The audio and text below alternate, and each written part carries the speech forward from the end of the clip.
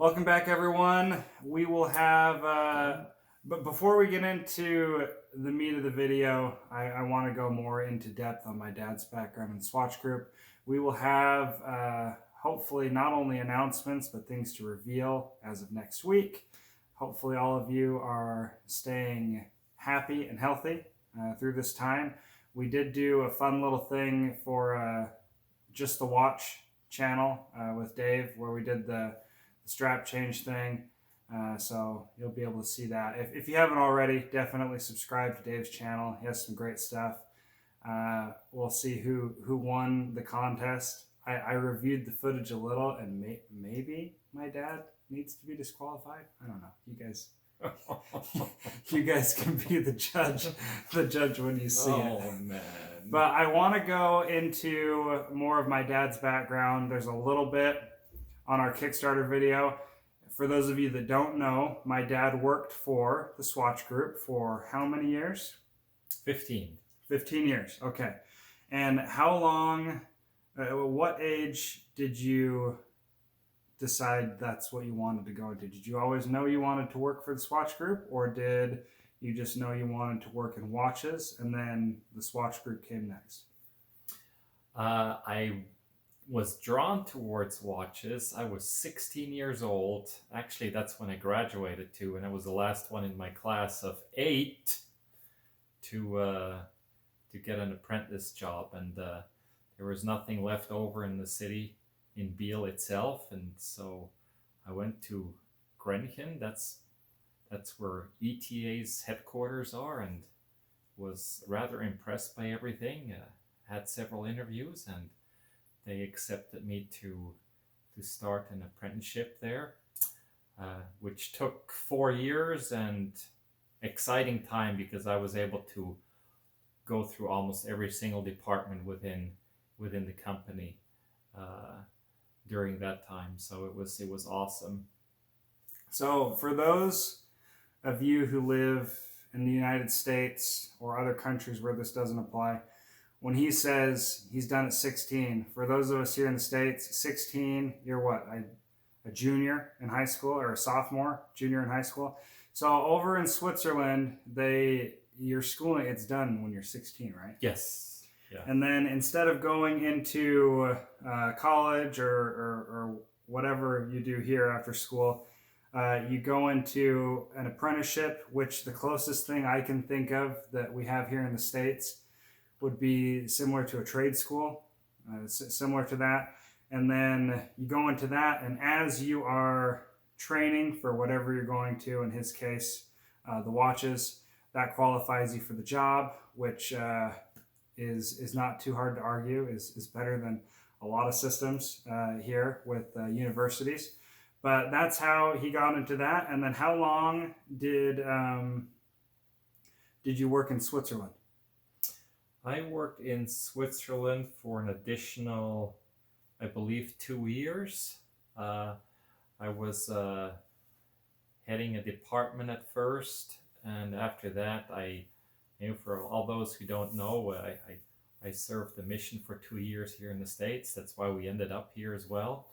And after that, I went back to ETA and trained for becoming quality assurance and quality control management for manufacturing site in Thailand. So Thailand is actually where I was born, which is interesting that you work for Swatch Group that's notoriously Swiss, and we lived in Thailand. Another thing I want to touch back on, I'm going to bring up Dave's channel again. He lives in Japan due to him being a missionary there. I also served a mission in Japan, and that's kind of how me and Dave became friends through emailing back and forth. But that's kind of another subject. But anyways, we lived in Thailand. I was born in Thailand. My other brother, Jeremy, who I had to heavily censor in the video he was featured in, he was also born in Thailand. And then my other 2 brothers, Jacob and the yet-to-be-named brother, they were born here in the States. And my little sister was born here in the States as well. But why, as far as facilities overseas, outside of Switzerland, that the Swatch Group has. What all was done where you worked in Thailand? What did they focus on there? Well, Thailand, the facility they have there, and they still have it there. That's not a secret. It's you can Google it and it'll come right up. Is a manufacturing facility. Back then, it was for mainly for the Far East movement assembled uh, assembly lines that were done there. There was also manufacturing steps that were done for Switzerland for the movement sector, and then a big other sector was to do quality assurance for cases, for dials, for bracelets, crowns, everything that was manufactured over there to make sure it would adhere to all of the brand's quality requirements. And there are several brands that operate out of Thailand that we supervise in that regard. So that's the other thing that I did over there. With Swatch Group owning so many different brands, when you ran quality assurance and quality control over there, do you have all of the brands under one roof, or do they keep things separate?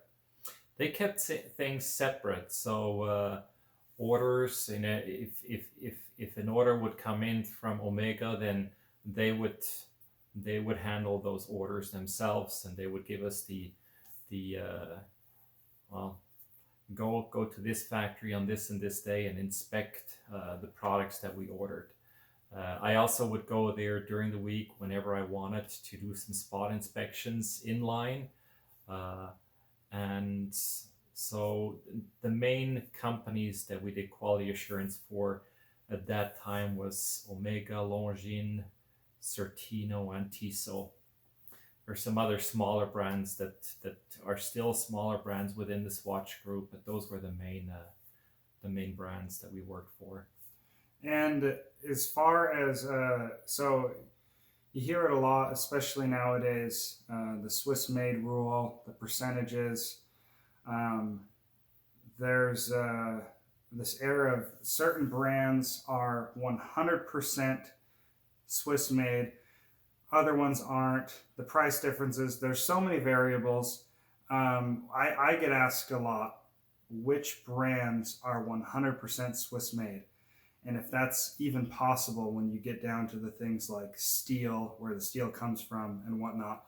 But as far as within Swatch Group, does it depend on the model or the brand that's underneath Swatch Group as to what percentage is done? How close to 100% do some of them get?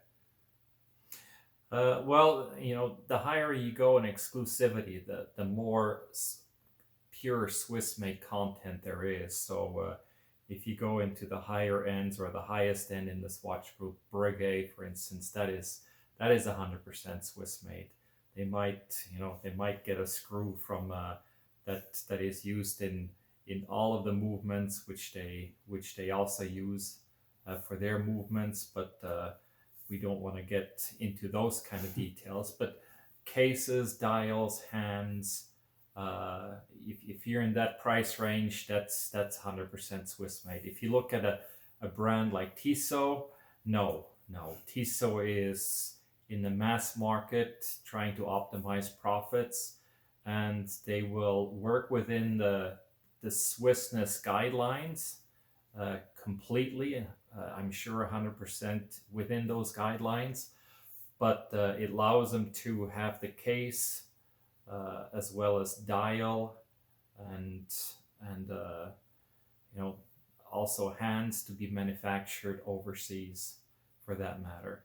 And sometimes they only do certain operations overseas, and or they do 20 or 30% in Switzerland and the rest overseas. It just depends how they can calculate to make sure that they're within the 60-40%. But that's a calculation that we're very disciplined in following in everything that we're doing as well, to make sure that we do not cheat in that regard. It doesn't do anybody any good. No. And so outside of Swatch, the FH group, how do they, I don't know if police is the right word, but how do they regulate which brands do what, and what happens if you happen to if you do have a brand that's not quite living up to the standards? How do they keep things to where the system isn't abused and people use, and I'm sure, I mean, with every system there is abuse, but what do they do to keep things in check as far as that percentage? Well, the FH is they're the governing body to make sure that all the brands work within the new Swissness law, and they take that very seriously.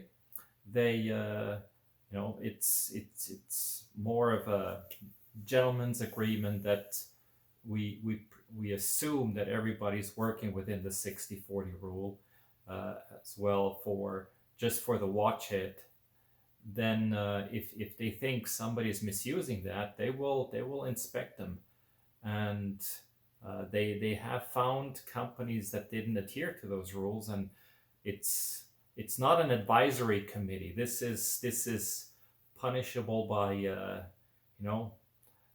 monetary as well as by jail if you don't adhere to it. It's not like the last regulations that were. This is completely different, and it is serious if you don't follow through with those regulations that they have set. And if you are a company, for example, like us, that we are a Swiss corporation. I mean, we ship out of the States and we live here, but as far as our company, it is a Swiss company. If you have that set up, do the companies have the option? Like, let's say we want to do our divers, our sports watch. We have everything Swiss made, but let's say we want to go into a cheaper category, because when you're doing the Swiss made, you kind of have a floor in how cheap things can go, because there is a cost difference in having things done in Switzerland. Is it possible to do both, to have some Swiss made and some not Swiss made, or do they not like that? Well, you can have watches with Swiss made movements without a problem. If they don't fulfill the 60/40, you cannot write Swiss made on it. It then depends on other countries how they import export. For instance, in the United States, you're allowed to write Swiss movement on it if the movement is from Switzerland and Swiss origin. But the print Swiss made can only be applied to according to the Swissness rules that we have. We cannot say, well, you know, I did this in Switzerland, therefore it's Swiss made. That is highly discourageable from any kind of a view that there is. So making sure that we follow through with Swiss made requires that the movement is complete Swiss made as well as assembled, and the watch is assembled in Switzerland, and it fulfills 60% of the watch head content in value. Can you manufacture a watch in retail price at $100? Yeah, possible. If depends on what materials are used and how it's sourced. But in the area that we're in, maybe low $200 up, you can say, yeah, this could be Swiss made, but there's not a lot of room for profit margins involved anymore at that time. And watch manufacturers, they use a normal, probably more to 10-to-1 in manufacturing cost to retail, and going up to 20-30 times to 1.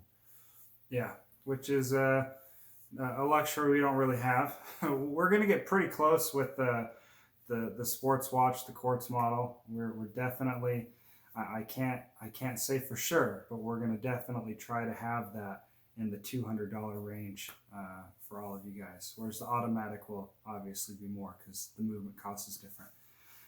But yeah, I kind of wanted to go over more of the background, not only my dad's background in Swatch Group, but again, I'm on social media a lot on Facebook, and I see a lot of things pop up.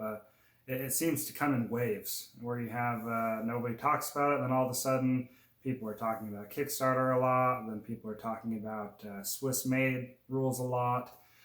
So I try to keep with interest. It seems to be something a lot of people are interested in. I get asked a lot, but I honestly I don't have any firsthand experience, so I try to get my dad to give you guys as much knowledge as possible. And one more question before I forget: the percentages. So it changed recently, right? Yes. Yes. So before it was 50-50 of the watch needs to be Swiss made, which basically stated only that the movement had to be Swiss made as well as the assembly.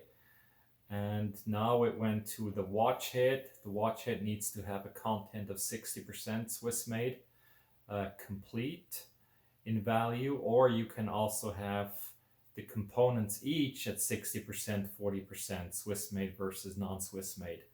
You can do the calculation in those two ways. The bracelet is not included in this. What also is included is if there's a cost that you have in quality assurance, that can be added to it, as well as all of the technical, as well as the design costs that can be included into the Swissness cost.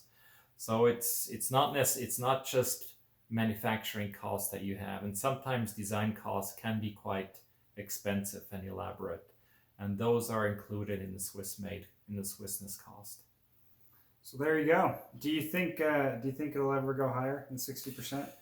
It all depends. FH is governed by four companies basically, and those four, and you guys all know who that basically is.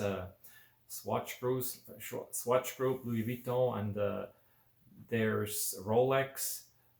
Those are the main companies that will decide should it change a little bit more or not. And right now, I believe they're happy with what they have.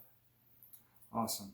All right. Well, if I left anything out, if there's anything else you want to hear from my dad, let me know. We're happy to discuss these things with you guys. And thank you again for watching. Thank you.